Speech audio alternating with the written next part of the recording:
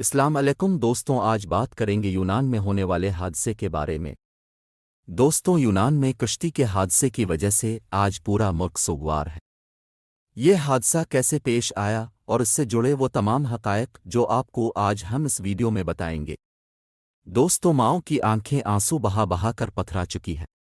بہنیں اداس ویران چہروں کے ساتھ بھائیوں کے راستوں میں پلکیں بچھائے بیٹھی ہیں۔ بوڑھے باپ نوجوان بیٹوں کی لاشوں کو دیکھنے کے لیے پہاڑ جیسا حوصلہ پیدا کرنے کی کوشش کر رہی ہے۔ پاکستان کا کوئی شہر ایسا نہیں جہاں اس وقت سوگ کی کیفیت نہ ہو۔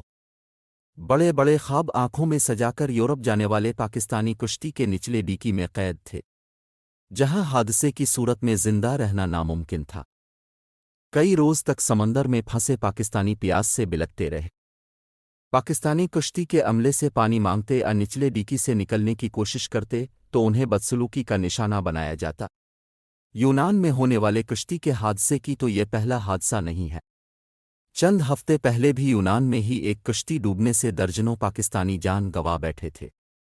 حادثے کے حوالے سے انتہائی خوفناک انکشافات سامنے آئے ہیں۔ یہ واقعہ منگل اور بدھ کی درمیانی شب پالوس کے جنوب مغرب میں پیش آیا تھا۔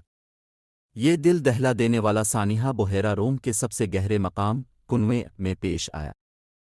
کشتی لیبیا کے شہر توبروک سے روانہ ہو کر اٹلی جا رہی تھی، لیکن پیلو پونیس کے قریب بین الاقوامی پانیوں میں غرق ہو گئی۔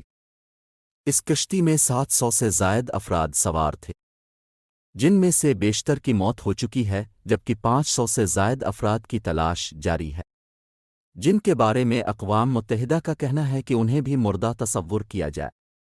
اس بدقسمت کشتی پر شام، مصر، افغانستان، فلسطین اور پاکستان کے شہری سوار تھے۔ حیرت اور افسوس کی بات تو یہ ہے کہ اس خطرناک سفر میں بچے اور خواتین بھی شامل تھیں۔ اب تک کی اطلاعات کے مطابق متعدد پاکستانیوں کی زندگیاں بچائی جا چکی ہیں۔ سینکڑوں پاکستانیوں کی اموات کی اطلاعات ہیں۔ حادثے کے حوالے سے آگے بڑھنے سے پہلے آپ کو بتاتے چلے کہ پاکستان کے بہتر مستقبل کی تلاش میں ملک سے فرار کا سلسلہ نیا نہیں ہے۔ کوئی ماں کے زیور بیچتا ہے، کوئی گھر تک گروی رکھ دیتا ہے۔ ہر سال لاکھوں افراد پاکستان کے حالات سے مایوس ہو کر باہر چلے جاتے ہیں۔ نوجوانوں کی بڑی تعداد میں بیرون ملک جانے کی کئی وجوہات ہیں۔ سب سے بڑی وجہ روزگار کی کمی ہے۔ پاکستان میں تعلیم کو تو ویسے ہی اہمیت نہیں دی جاتی، تو ٹیکنیکل تعلیم کا تو تصور ہی محال ہے۔ پاکستان میں بے نظیر انکم سپورٹ جیسے خیراتی کاموں کے لیے تو اربوں روپے مختص کر دیے جاتے ہیں، لیکن تعلیم اور روزگار کے لیے کوئی اقدام نہیں اٹھایا جاتا۔ اس لیے نوجوان مستقبل سے مایوس ہو کر اپنی زندگیاں داؤ پر لگانے کے لیے بھی تیار ہو جاتے ہیں۔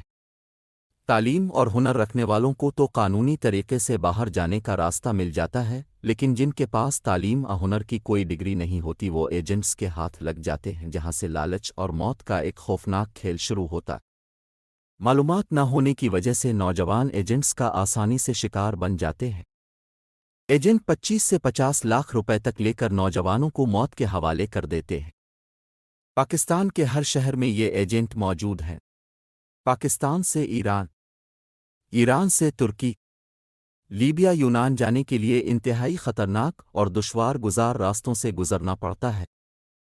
کئی جگہوں پر ایجنٹس کی سیکیورٹی فورسز کے ساتھ سیٹنگ ہوتی ہے، لیکن کئی جگہوں پر فورسز ایسے لوگوں پر بے دردی گولیاں برسا دیتی ہیں، اور مرنے والوں کی لاشیں اٹھانے والا بھی کوئی نہیں ہوتا۔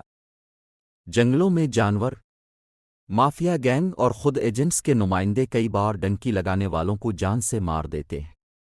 راستے میں کوئی بیمار ہو جائے تو اس کو گولی مار دی جاتی ہے۔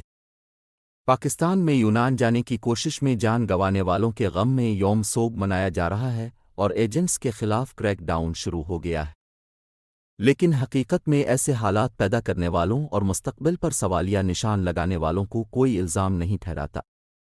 اس حادثے کے لیے ایجنٹس کے ساتھ ساتھ وہ لوگ بھی ذمہ دار ہیں جنہوں نے ملک میں ایسے حالات پیدا کیے کہ نوجوان مایوس ہو کر زندگی داؤ پر لگانے کو بھی تیار ہو جاتے ہیں۔ اس حادثے پر بھی اگر ہم نے سبق سیکھ کر اپنے ملک میں نوجوانوں کے لیے روزگار کے مواقع نہ پیدا کیے تو ہمارے نوجوان اسی طرح ایجنٹس کے ہاتھ لگ کر اپنی زندگیاں گنواتے رہیں گے، اور حکومت صرف یوم سوگ اور مذمت کر کے اپنی ذمہ داری پوری کرتی رہے گی۔ آج کی ویڈیو یہی تک۔ آپ کو یہ معلومات کیسی لگی؟ اپنے خیالات کا اظہار نیچے کمنٹ میں ضرور کریں۔